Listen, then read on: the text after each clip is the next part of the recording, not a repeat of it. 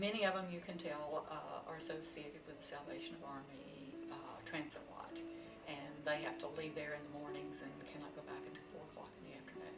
So they are oftentimes waiting on the benches that we have at the front of the building and waiting for us to open to the public, and then they leave about 4 o'clock. And they're here in the heat of the day when it's summertime, and they're here in the cold of the day when it's wintertime. Some of them do job searches and do fill out job applications online, and some of them ask for help in putting resumes together. We offer all those services here at the library, so we do those things to help them as well. And as I said, some of them play games. It's recreational.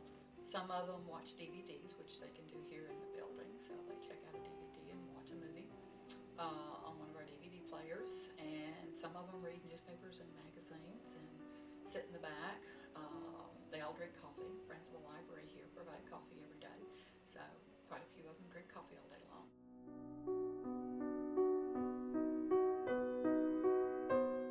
There was a fight between two men who had been at the transient lodge and had been arguing there, and they kind of got into a little shoving match, not a real fight, but it was all hands on deck to resolve the issue and ban both of them from the building.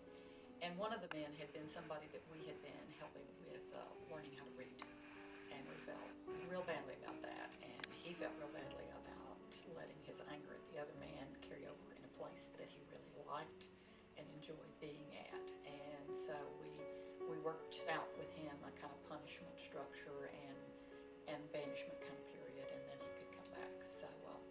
So we worked it out for him, and the other man pretty much didn't come back anyway. He probably left town and moved on.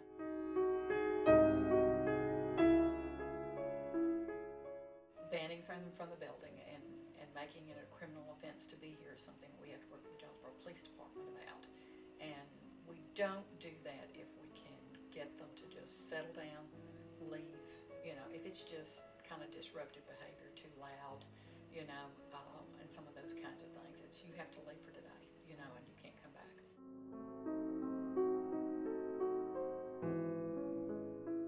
It's been a long time since we've had the issue of bathing, bodily odor, and those kinds of things, which are what most people complain about the homeless in public places, is that kind of atmosphere. It's the behavior that people exhibit that people complain about. It's not the fact that they don't have an established residence here in town. So if people complain about behavior, it's they talk too much, they talk and there's nobody around there to talk to them or answer them.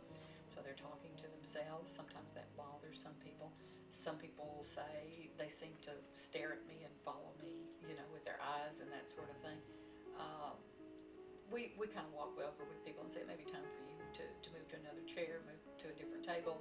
How about you go outside and enjoy the fresh air for a while? There are lots of techniques that you can use to disrupt a pattern of behavior that you see.